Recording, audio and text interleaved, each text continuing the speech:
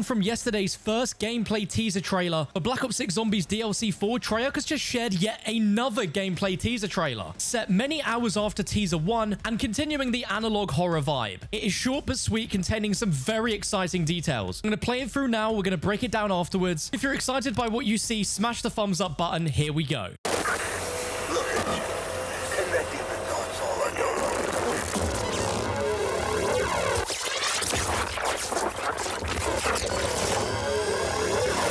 Oh man, I am absolutely loving the vibes with this and teaser 1. With this teaser being set 3 hours after the initial first teaser. What looked like prima materia in teaser 1 is seen again at the very beginning of this teaser, and it reveals that it's not prima materia, but it's actually the head of several robots that are being created here within the Janus security towers. Now, this is very fascinating because for many months now, here on the channel, we've spoken at length about a possible enemy type coming to Black Ops 6 at some point, where within the coding of the game was an enemy type called Mecha Klaus, something that we have not seen yet in any prior map. And what are we seeing right here? Almost like a factory that is manufacturing robots that could be considered mechs. And right here could be the referring to that exact leak.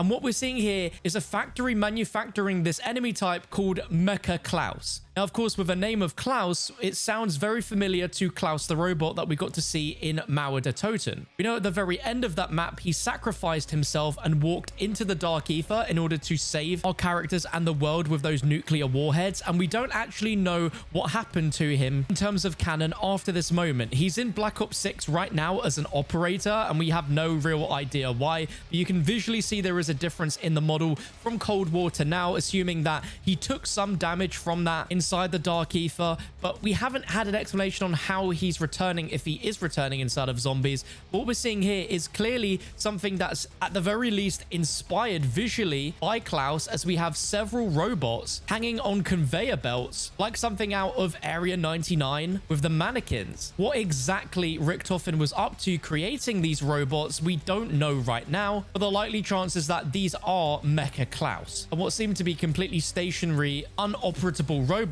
may still have some life in them, as all 3 spark electricity at the exact same time, almost like they are just dormant right now and could awake at any moment. The footage then cuts to 2 minutes later, where we're inside some room that is shooting some sort of laser beam from one side of the room to the other. It looks to be some sort of death ray, but could also be very similar to potentially the cyclotron that we saw in D Machine. If you pay very close attention at the beginning of the room, we can see in the bottom near the right is the Pack-a-Punch machine. Moments later, we can see that it seems once you're in this room, there's almost some sort of gravitational field that pulls you in towards the laser, which this character seems to be pulled in towards. And as that's happening, we can also see a circular red portal on the bottom, slightly above the Pack-a-Punch, to show that there are going to be fast travels on this map. As the footage recuts in, the player then falls to the ground, but there is a very suspicious floating object that is just below the player and sort of falls out of sight within a few frames.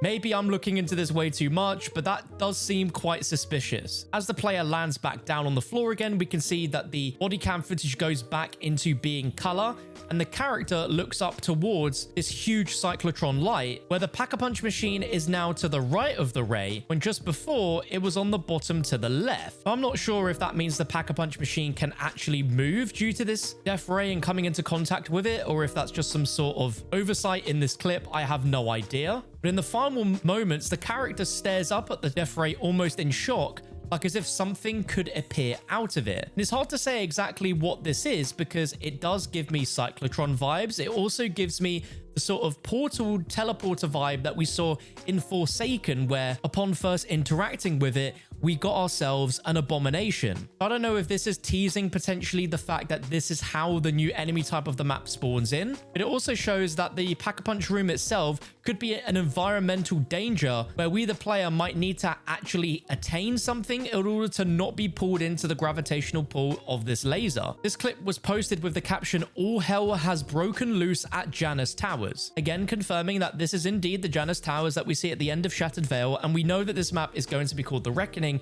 But unlike Teaser 1, where it was clearly sounded like it was narrated by John Blanchard, this time it is narrated by Dr. Panos, where the line is, "Look at you, collecting the dots all on your own, which gives us a bit of narrative context that what the character is coming up against in the second half of this clip might be directly connected to Dr. Panos. We learn at the end of Liberty Falls and then during Shattered Veil intel that he has now become a shadow benefactor, working with a mysterious shadowy figure that spoke to him within the Dark Ether that we don't know 100% who it is just yet. The likelihood is that this is a Shadow Smith. This was teased at the end of the Modern Warfare zombie story ending, where a shadowy figure appeared floating above the mansion of Shattered Veil in the reflection of the mirror with Ava Jansen before she's later snatched by this figure into the Dark Ether, and many of us speculate that she might actually appear in this map either in the story, gameplay, or potentially at the end, where she may have time traveled back in time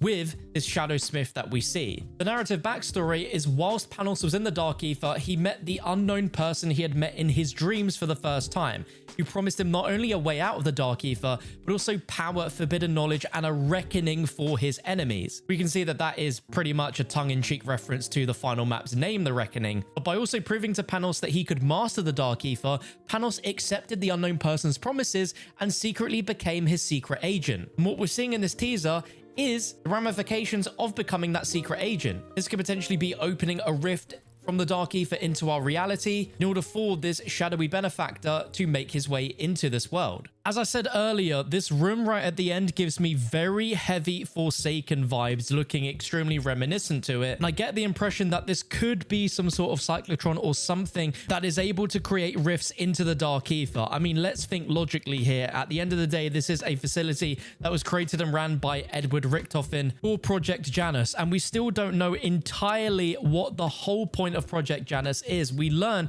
that it was to try and save his son and wife, and we learn in intel later on that the Terminus facility was created so that he could create a cloned version of his son, which we learned did not work. And we learned that Mansion facility was to try and create liminal spaces to jump in between realities. So there is an original purpose for this facility here when it comes to the manufacturing of the robots, potentially opening a rift into the Dark Ether. What we're seeing here is Dr. Panos abusing that. The storyline between him and Blanchard is that Blanchard is aware that Panos is possessed, and it's now a race to try and get to the Janus facility before Panos does. Teaser 1 seemed to be from the perspective of Blanchard. Potentially this one is as well, but we can clearly hear the voice of Panos haunting Blanchard in this teaser, and it seems likely that Panos will aid as the main villain within the map as well as Sam, and it's going to be really exciting narratively to try and work out what this Easter egg narrative could be. But this is a really cool teaser from what we got yesterday as well. I'm loving the VHS analog horror vibe, and with this all being gameplay,